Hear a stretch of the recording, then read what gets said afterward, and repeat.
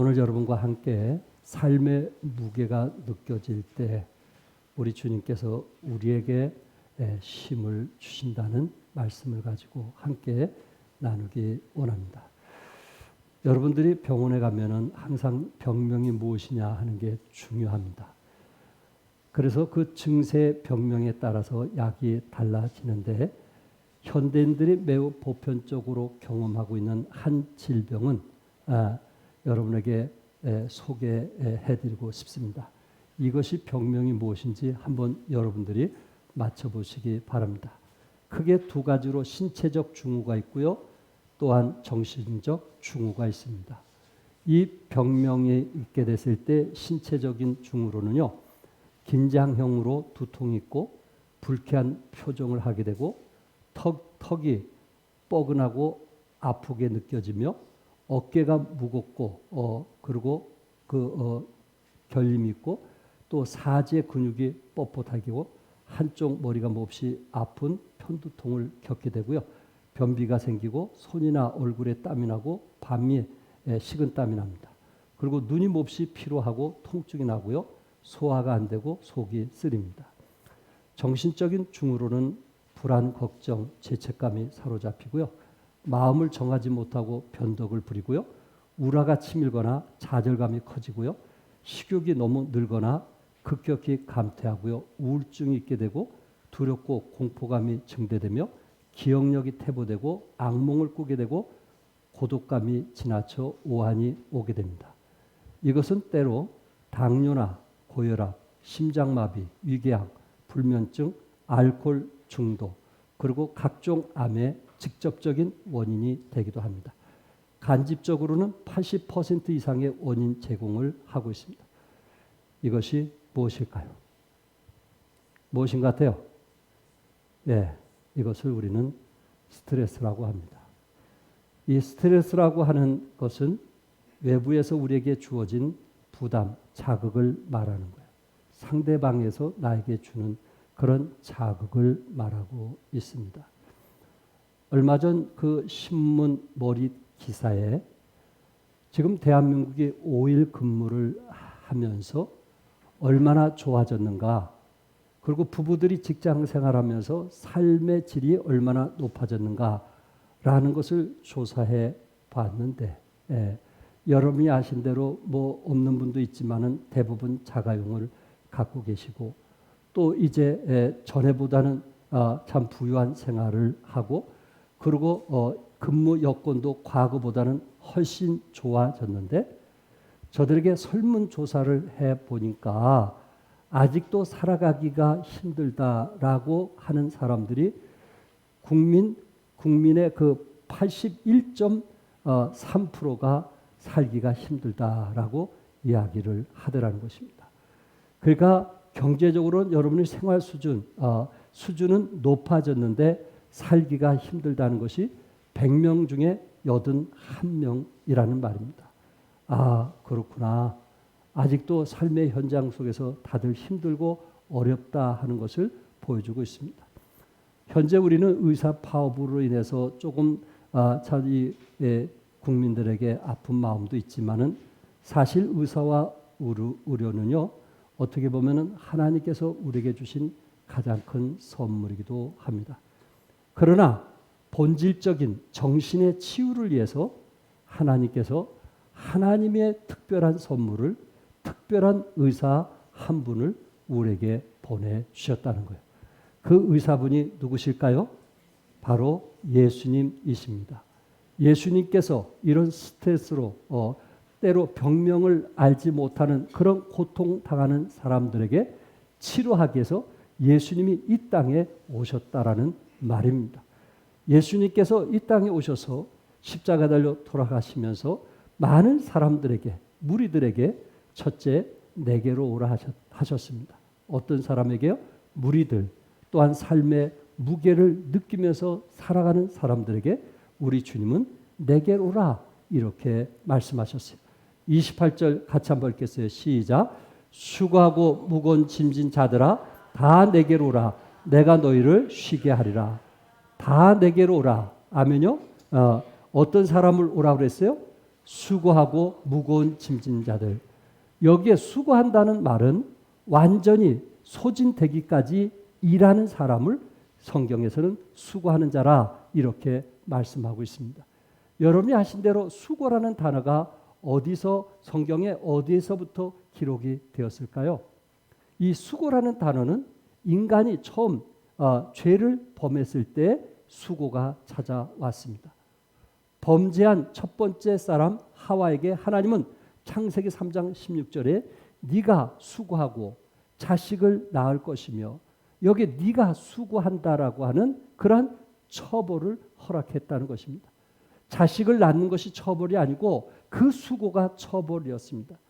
범죄한 첫사람 아담에게 하나님은 창세기 3장 17절에 너는 네 평생에 뭐하여야 수고하여야 그 소산을 먹으리라. 그 수고는 단순한 노동을 의미하는 말이 아닙니다. 이것은 고통스러운 노동을 말합니다. 그렇기 때문에 죄 아래 있는 사람들의 그 소구는 그 노동은 고통스러울 수밖에 없습니다. 그것은 타락했기 때문에 그렇습니다. 물론 타락 전에도요. 하나님께서 에덴 동산에서 경작하며 일하며 살도록 하셨습니다. 그 당시에는 노동의 가치가 귀했습니다. 그러나 죄가 왔을 때, 타락이 왔을 때 달라진 것은 그렇게 즐거웠던 노동이 고통스러운 노동으로 되었다라는 말입니다. 이것은 타락한 결과로 온 것입니다. 우리 주님은 이 세상에 사는 사람들이 이미 삶의 무게를 느끼면서 살 것을 알았기 때문에 우리 주님은 내게로 오라. 수고하고 무거운 짐진 자들아 내게로 오라 라는 복음을 여러분과 저에게 말씀해 주고 있습니다. 특별히 수고하고 무거운 짐진 삶의 무게를 가지고 살아가신 분들이 있다면 다 어느 누구를 막론하고 다 내게로 오라 이렇게 말씀하셨어요.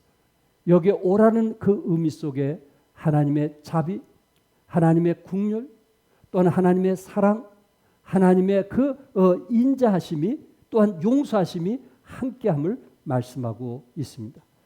여러분과 제가 혹시 무거운 짐을 이제 지고 있다면 주님의 십자가 앞으로 나오시기 바랍니다.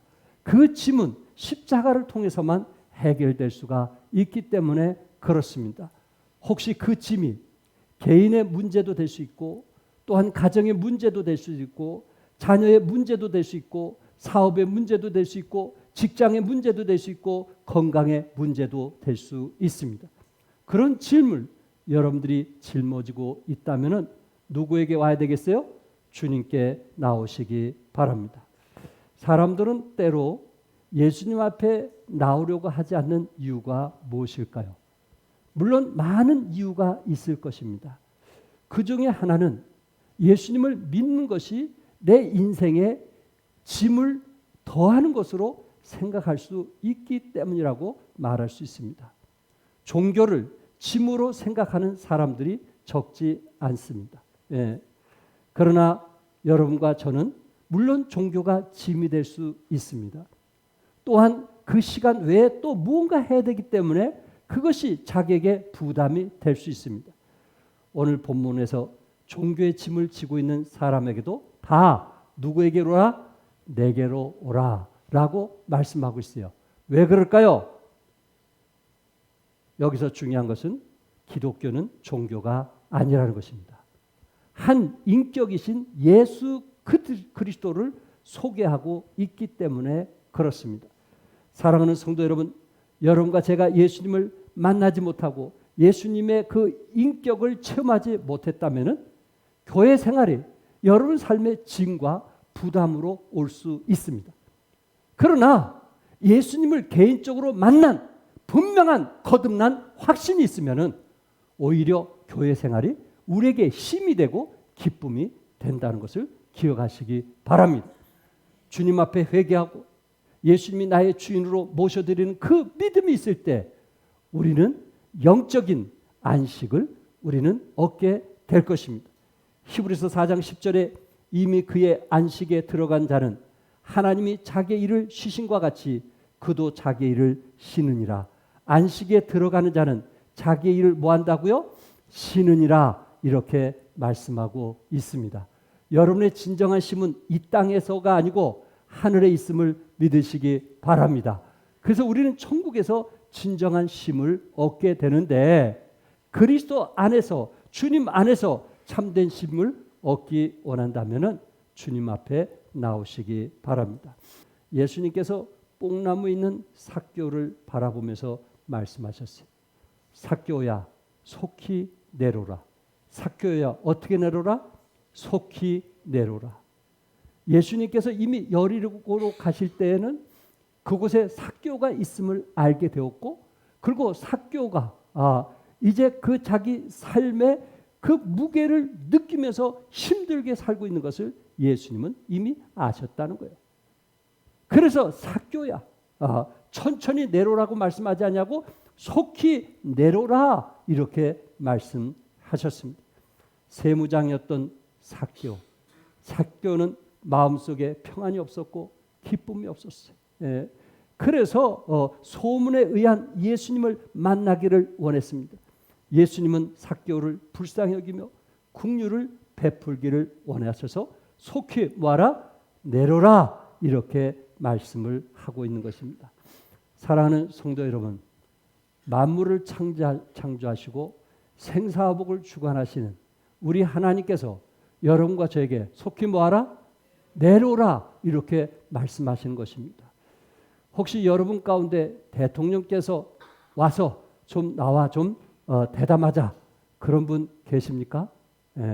혹시 삼성이나 또한 이제 큰 회사에서 여러분을 부르셔가지고 한번 상담 좀 해보자 그렇게 사장이 여러분을 부른 경우가 있나요?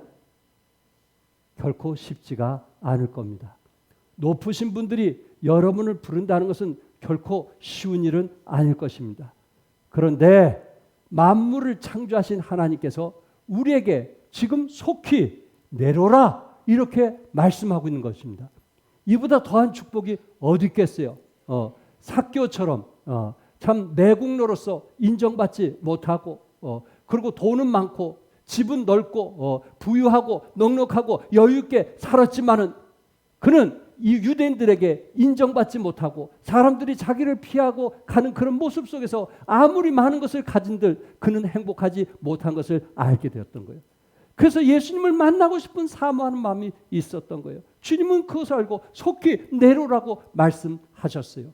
이보다 더한 축복이 어디 있겠습니까? 사랑하는 성도 여러분, 혹시 윗분들이 여러분을 초대하지 않는다고 원망하고 불평하고 낙심하지 않기를 바랍니다. 우리 예수님은 어떤 사람을 초대해요? 바리새인이나 사두개인이나 대사장 같은 위치가 높은 그런 사람들을 초대하는 게 아니에요.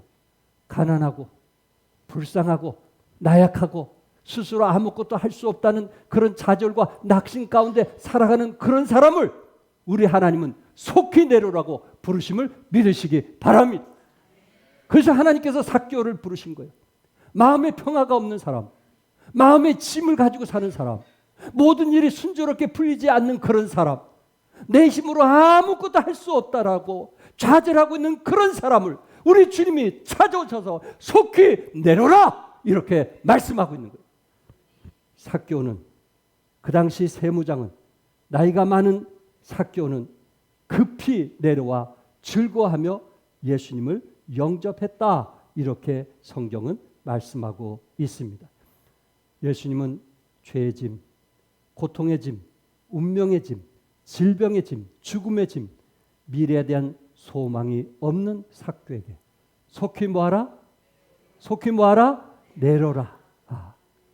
그 마음속에 생각지 않는 그 상처와 스트레스를 해소시켜주기 위해서 예수님께서 오셨던 것입니다. 찬송가의 작사자로 유명한 샬롯 엘리엇이라는 자매가 있습니다. 이분은 믿음의 가정에서 목사의 가정에서 자라난 사람이기도 합니다. 시와 음악에 재능이 많아서 장래에 초망이 있는 아주 밝은 소녀였습니다. 그러나 30살이 되면서 갑자기 이름 모를 폐질에 걸려 평생 고통을 받으며 휠체어 생활을 하며 그리고 마디마디가 제대로 움직일 수가 없어서 고통을 당하면서 살게 되었습니다. 한순간 모든 것을 잃게 되었다는 마음의 아픔이 있게 되어서 이제 그 믿음의 가정인데도 불구하고 식사하러 나오지도 않고 또한 자기 방에서 나오지도 않고 혼자서 생활만 하는 것입니다. 목사인 오빠가 가서 이런 얘기 저런 얘기 해줘도 콧방귀 낍니다. 나는 그런 하나님 믿지 않겠다고. 하나님께서 나 같은 사람을 왜 이 좋은 나이에 하나님 나에게 이런 고통을 주셨느냐고 하면서 하나님을 원망하는 그런 자매가 되었습니다. 할 수 없이 찰스 목사님은 자기 친구인 프랑스에 있는 친구 목사에게 음악하는 목사에게 이야기를 합니다. 내 여동생으로 인해서 이런 어려움이 있으니 당신이 도와줄 수 있냐고. 앙리 말랑이라는 그 목사님은 프랑스에서 영국으로 와가지고 그 친구 동생을 만납니다. 그러면서 친구 동생에게 한 말이 어떤 말이냐면 자매님 예수님 믿으셨어요? 자매님 구원 받으셨어요? 아니 내가 목사님 동생으로 지금까지 함께 자랐는데 엉뚱한 얘기를 하니까 더 화가 난 겁니다. 방문을 닫고 들어가는 것입니다. 그랬을 때 그 목사님은 기도를 해주는 것입니다. 샬롯이 마음을 열고 주님을 받아들이게 할 수 있게 달라고 자신을 주님께 드리게 해달라고 간절히 기도를 하는 것입니다. 그러면서 이렇게 외쳤습니다. 당신에 있는 그대로 주님께 나가세요. 더도 덜도 말고 있는 그대로 주님께 나가세요. 죄인의 모습 그대로 하나님의 어린 양이신 그리스도께 나가세요. 하나님이 당신을 받아줄 겁니다. 그리고 하나님께서 당신을 받아주실 때 당신같이 아파하고 고통당하는 그 수많은 사람들을 위해서 당신이 그 찬송의 시를 써서 그들에게 영향을 미치는 지도자가 되기를 원한다고 그렇게 간절히 기도했던 것입니다. 문을 열고 나오더니 몸 좋다 가는 수도 없고 내 마음은 삐뚤어질 대로 삐뚤어졌고 믿음이 없는 사람처럼 쓸모없는 사람인데 이런 사람도 하나님이 쓰실까요? 라고 화를 내면서 대꾸를 하는 것입니다. 그럴 때 목사님은 이렇게 말씀합니다. 내 모습 그대로 드리라. 내 모습 그대로 뭐하라? 드리라. 있는 그대로 드리라. 내 모습 그대로 주님께 나와서 드리라. 그것이 그 자매의 마음에 찔림이 있게 되었고 어느 날 그 말씀을 생각할 때마다 거기서 눈물을 흘리고 회개 기도를 했다고 합니다. 그날을 영적 생일로 정하고 기념하여 생일 파티가 열렸습니다. 그녀의 작시한 찬송이 282장인데 우리 1절, 2절, 3절까지만 우리 같이 한번 불러보겠습니다. 282장 첫 음만 쳐주세요.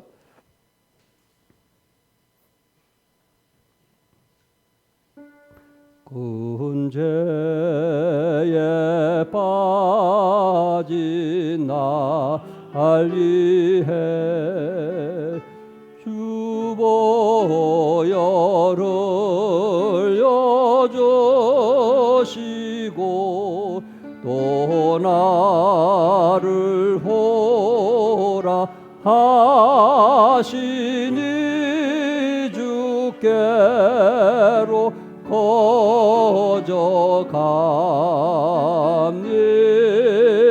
거저갑니다. 내 죄를 씻는 능력은 주보혈밖에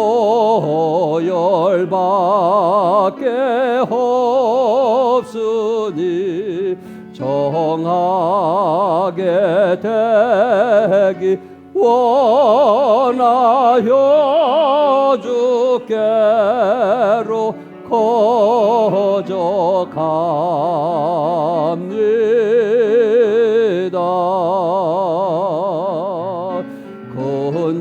근제약 씻기 원하나 내 항상 약하니 보혈의 공로 믿고서 주께로 거저갑니다.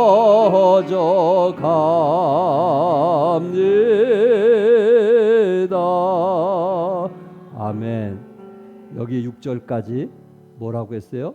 후렴에 주께로 거저갑니다. 그저 내 모습 이대로 주님께 거저갑니다. 그 목사님이 하신 그 한마디를 마음에 새기게 되었고, 그리고 예수 안에서 그리스도의 피의 공로로 주님의 능력으로 주님께 거저갑니다 라는 고백을 했던 것입니다. 샬롯은 50년 동안 극심한 병고로 하루하루 죽어가는 순교자적인 삶을 살면서 이렇게 고백했습니다. 우리 하나님 아버지만이 내가 겪는 감당 못할 아픔의 나날을 알고 계시다. 모든 힘이 다 빠져 손가락 하나 까딱할 수 없는 경우에도 하나님은 게으름 피지 말라, 우울증을 버리고 성미를 죽이라, 너는 할 수 있다 하면서 나에게 힘을 주셨다. 나는 아침에 눈을 뜨면 이 말씀으로 새 힘을 얻어 나날을 싸워 나갔다. 누구든지 나를 따라오거든 자기를 부인하고 날마다 제 십자가를 지고 나를 쫓을 것이니라. 샬롯은 그 후에 150편 정도의 찬송시를 남겨서 많은 사람들에게 아픔을 터치하고 치료하는 사역을 했다고 합니다. 두 번째는 나의 멍에를 매라고 했습니다. 우리 29절 다 같이 읽겠어요. 시작. 나는 마음이 온유하고 겸손하니 나의 멍에를 메고 내게 배우라. 그리하면 너희 마음이 쉼을 얻으니. 멍에를 매라는 말입니다.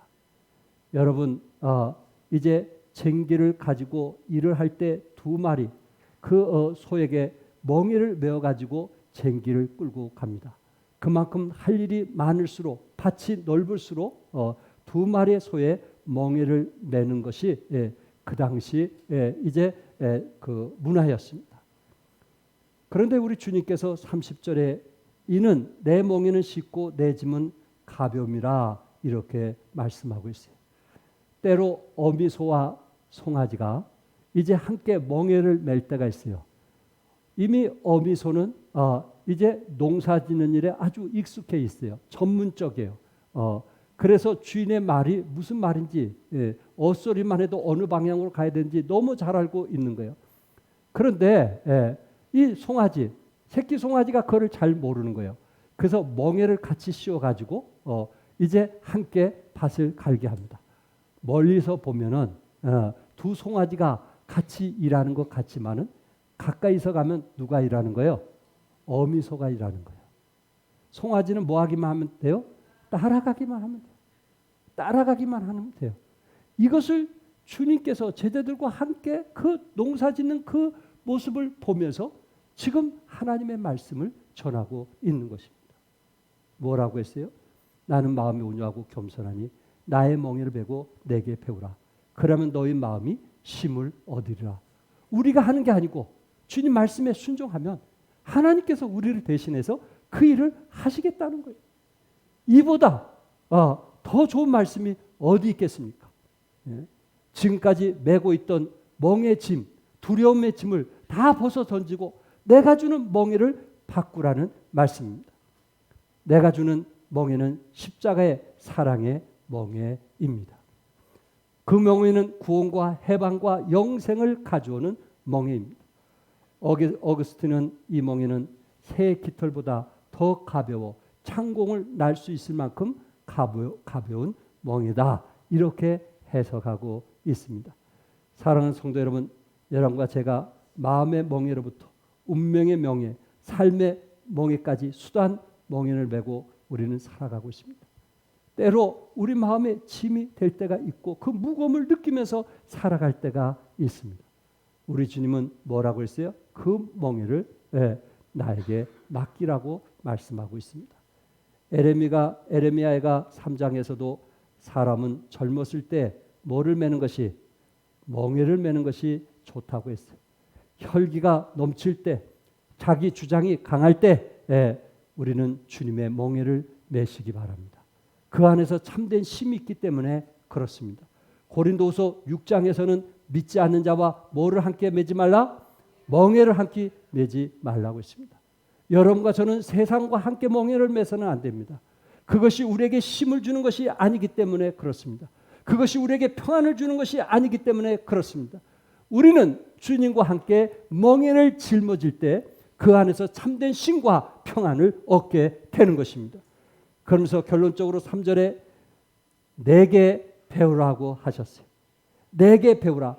그럼 너희 마음이 힘을 얻으리니 이는 내 멍에는 쉽고 내 짐은 가벼움이라 하시니라. 우리 예수님께서 여러분과 저에게 힘을 위해서 우리 주님께 배우라고 말씀했어요. 멍에를 매는 법을 배우라고 말씀했어요. 도대체 뭘 배우라는 거예요? 구체적으로 뭘 배우라고 말씀하고 있는 거예요? 사도 바울은 다메섹 도상에서 예수님을 만난 이후 한 30대쯤에 예수님을 만난 후 20년, 30년 지난 후에도 빌립보에 있는 성도들에게 이렇게 편지를 썼어요. 내가 그리스도와 그 부활의 권능과 그 고난의 참여함을 알고자 하여. 믿음의 생활을 30년 이상 했으면 어느 정도 예수님에 대해서 잘 알지 않을까요? 그런데도 그리스도 안에서 자기가 참된 힘을 얻고자 부활의 권능과 그 고난의 참여함을 알고자 하여 빌립보서 3장 8절에 또한 모든 것을 해로 여기면 내 주 그리스도 예수를 아는 지식이 가장 고상하기 때문이라. 내 주 그리스도 예수를 아는 지식. 아멘. 여러분 신앙생활 어느 정도 하셨어요? 이제 이 정도는 됐다고 하고 배움을 포기하신 분 있습니까? 가장 어리석은 분 아닙니까? 사도 바울은 20년이 지나도 30년이 지나도 그리스도를 알기 위해서, 왜? 그곳에 참된 힘과 평안이 있다는 것을 알기 때문에 배움을 놓치지 않았다는 것입니다. 그렇다면 예수님께서 여러분과 저에게 참된 힘을 위해서 뭘 배우라고 했어요? 첫째, 예수님은 온유한 마음을 배우라고 했어요. 어떤 사람의 마음에 평안이 있을까요? 어떤 사람의 마음의 짐에서 벗어날 수 있을까요? 그것은 온유한 사람입니다. 온유라는 단어는 조절된 힘을 말합니다. 과격한 성격이 이제 온유함으로 변화될 때, 또한 힘센 말이 잘 훈련되었을 때 온유하다고 우리는 표현을 합니다. 예수님께서 마태복음 5장 5절에 온유한 자는 뭐가 있어요? 복이 있나니 그들이 땅을 기업으로 받을 것임이라고 말씀했어요. 당시 로마의 군인들은 자신의 그 힘들을 자랑하고 힘을 숭배했습니다. 로마의 군인들은 연약한 것을 멸시했고 나이 든 사람들을 멸시했습니다. 그런데 우리 예수님께서 오시자마자 그 로마인들에게 온유함을 배우라. 힘을 자랑하지 말고 권력을 자랑하지 말고 온유한 그리스도인이 되라. 너의 그 힘을 조절할 수 있는, 말할 때 말하고 말하지 않을 때 말하지 않는 그 힘을 조절할 수 있는 그런 온유한 그리스도인이 되기를 원하는 것입니다. 온유하다고 해서 연약하거나 소심하거나 줏대없는 노예 근성이 아니라, 우유부단한 사람이 아니라 자기의 힘을 조절할 수 있는 사람을 말하고 있습니다. 당시 하나님이 쓰신 사람들의 특징 중에 온유한 사람을 쓰셨어요. 민수기 10장 3절에 이 사람 모세는 온유함이 지면의 모든 사람보다 더하더라고 했어요. 모세가 처음부터 온유한 것은 아닙니다. 사람을 죽일 만큼 그는 힘과 권세와 자신을 의지했던 사람. 그러나 그는 훈련 속에서 온유해졌다고 했어요. 또한 요셉은 어떻습니까? 그를 죽이려고 하고 노예로 팔았던 형들을 그가 총리가 되었을 때 만났잖아요. 그는 권세도 가졌어요. 사람을 죽이고 살릴 수 있는 그 권한을 갖고 있었어요. 그러나 자기 형제들을 만났을 때 뭐라고 했습니까? 당신들이 나를 이곳에 팔았다고 해서 근심하지 마소서, 한탄하지 마소서. 하나님이 생명을 구원하시려고 나를 당신들보다 먼저 보내셨나이다. 이게 온유한 성품 아닐까요? 좀 힘이 있다고, 권리가 있다고 주장하는 그런 태도가 아닌, 생명을 구원하시려고 나를 당신보다 먼저 보내셨나이다. 45장 8절에 나를 이리로 보내신 일은 당신들이 아니요 누구시라고 했어요? 하나님이라. 이렇게 말씀하고 있어요. 여러분과 저의 약점들이 있잖아요. 또한 다른 사람에게 드러내서는 안 될 그런 오래된 몸에 배인 습관들이 있잖아요. 고질병이 있잖아요. 우리가 그런 것을 온유함을 통해서 치료가 되지 않으면 참된 쉼과 평안을 얻을 수 없다라는 말입니다. 여러분 혹시 루틴이라는 단어를 들어보신 적 있으신가요? 올림픽 경기에서 사용되는 단어입니다. 특별히 스케이팅 그 종목에서 논란이 되고 있는 것이 루틴을 깨트리지 못하기 때문이라고 이야기를 합니다. 경기에 임할 때 자신만의 루틴, 습관을 가지고 있다는 거예요. 500m 그 스피드 스케이팅에서 세계 최고 기록을 보유한 선수들이 이 부정 출발 경고로 메달을 놓치는 경우들이 많이 있다는 거예요. 실격을 당해서. 그들은 자기가 가진 그 습관 때문에 총이 울려야 나가는데 그보다 조금 앞서가기 위한 그 욕심 때문에 결국은 최고의 기록을 보유한 선수들이 그걸로 인해서 실격을 당한 자들이 많다는 거예요. 여러분과 저는 어떻습니까? 우리의 습관 때문에, 우리의 고질적인 병 때문에 그것이 치유가 안 되고 회복이 안 돼서 혹시 하나님 앞에 상을 잃어가는, 면류관을 잃어가는 그런 그리스도인이 있지 않나요?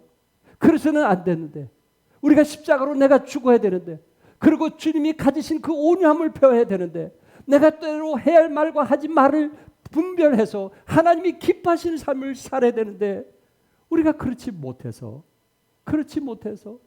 하나님께서 우리에게 허락하신 면류관을 잃고 있지 않느냐 하는 것입니다. 그것은 우리의 습관, 오래된 나만이 가지고 있는 고질병, 그런 걸로 인해서 다른 사람에게 덕과 유익이 되지 못하는 경우도 있을 수 있다는 거예요. 그거는 내가 고친다고 해서 되는 게 아니에요. 우리는 주님께 그것을 내려놓을 수 있기를 바랍니다. 그리스도의 마음을 가질 수 있기를 바랍니다. 두 번째, 여러분과 저에게 참된 쉼은 예수님의 뭘 배우라는 거예요? 겸손을 배우라는 말씀입니다. 너무나 잘 아는 빌립보서 2장 5절부터 8절 다 같이 읽겠어요. 시작.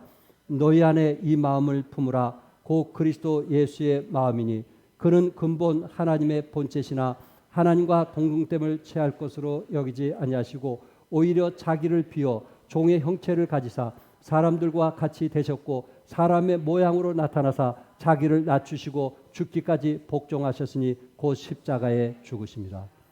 우리 주님께서 여러분과 저에게 보여주신 것은 뭐예요? 하나님이시면서도 우리 주님이 사람의 모양으로 나타나사 자기를 낮추시고 죽기까지 복종하셨다. 이렇게 말씀했어요. 여러분, 우리는 높아질 수 있어요. 여러분의 노력과 수고로 높아질 수 있어요. 그런데 제일 어려운 게 뭔지 아세요? 낮아지는 거예요. 우리 자신을 좀 낮추는 거예요.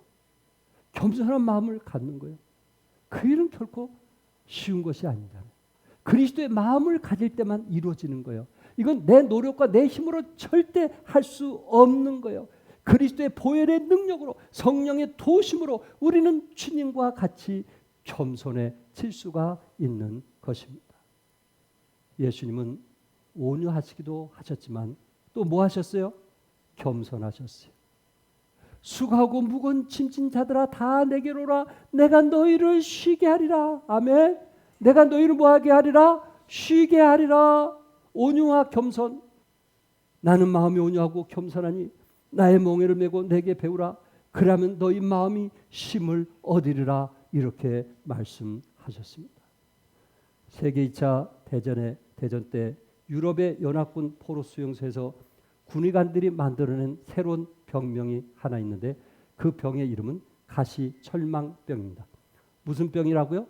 가시철망병입니다. 이 병의 증세는요, 극도로 우울해지고 먹어도 살이 안 찌고 전신이 쇠약해져 누워만 있으려는 병입니다. 이 병은 원인도 알 수 없고 치료 방법도 없었습니다. 단지 철망 속에 갇혀 있을 때 오는 병이라고 해서 가시철망병이라 이렇게 병명을 붙여준 겁니다. 하루 종일 그 가시철망을 보고 한탄하는 사람은 그 병에 걸렸고, 철망을 넘어 푸른 하늘을 보고 고향을 그리며 내일을 꿈꾸는 사람은 그 병에 걸리지 않았다고 합니다. 미국의 레브라스카 의과대학 교수이기도 하고 심장의학 전문의인 로버트 엘리오트는 이 심장병을 많이 연구하면서 그가 가진 경험을 얘기를 해 주었습니다. 사람의 병 중에 가장 무서운 게 심장병인 거 아시죠? 이 심장병의 그 근본은 스트레스인데 모든 질병의 근본인 스트레스로부터 벗어날 수 있을까? 이분은 벗어날 수 있다는 거예요. 어떻게 했을 때 벗어날 수 있겠느냐? 첫째, 작은 일에 뭐 하지 말라? 연연하지 말라. 때로 여러분과 저는 죽기 살기로 하는 거 보면 그 작은 일에 연연하는 경우가 많다는 거예요. 큰 일과 작은 일이 있는데 언제든지 이 작은 일, 시시한 일, 별거 아닌 거, 지나고 보면 별거 아닌 거, 그게 너무 연연하지 말라. 고민하지 말라. 예. 두 번째, 모든 일은 다 뭐한 일이다? 예. 그때는 가장 큰 것 같지만 씩씩거리고 큰 것 같은데 돌이켜보면 아니야. 결국 아무것도 아니야. 아무것도 아니야. 예. 여러분 가정에서나 또한 사회에서 한번 생각해 보세요. 예. 돌이켜보니까 그게 아무것도 아니야. 여러분 더 성장하면 성장할수록 그 일은 더군다나 더 아무것도 아닌 거예요. 자존심 때문에 그런 거지. 끝으로 세 번째 아주 중요한 얘기입니다. 싸울 수도 없고 또 되돌려 받을 수도 없다면 있는 그대로 뭐하라? 용납하라. 이건 믿음 있는 사람만 할 수 있는 거 아니겠어요? 내가 어떻게 할 수 없다면 그것을 요셉처럼 뭐하자? 받아들이자는 거예요. 믿음으로 받아들이라는 거예요. 그리스도 안에 내가 있음을 받아들이고 하나님의 사랑이 그곳에 있음을 믿고 받아들이라는 거예요. 이럴 때 우리는 스트레스로부터 벗어날 수 있다고 충고하고 있습니다. 내 생각과 마음의 불행을 바꾸는 것은 환경이 아니고 나의 마음의 뭐예요? 자세예요. 내가 어떤 마음을 갖느냐. 그게 중요한 거예요. 내 마음이에요. 내 주위에 있는 사람이 아니에요. 절대. 누구 탓하지 마세요. 내 마음이에요. 내가 너희를 쉬게 하리라는 말씀은 긴 여행의 피로로 인해서 피곤하고 지친 상태에서 소생하고 다시 산다는 의미입니다.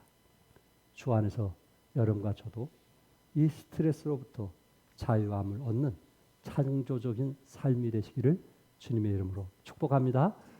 기도하겠습니다.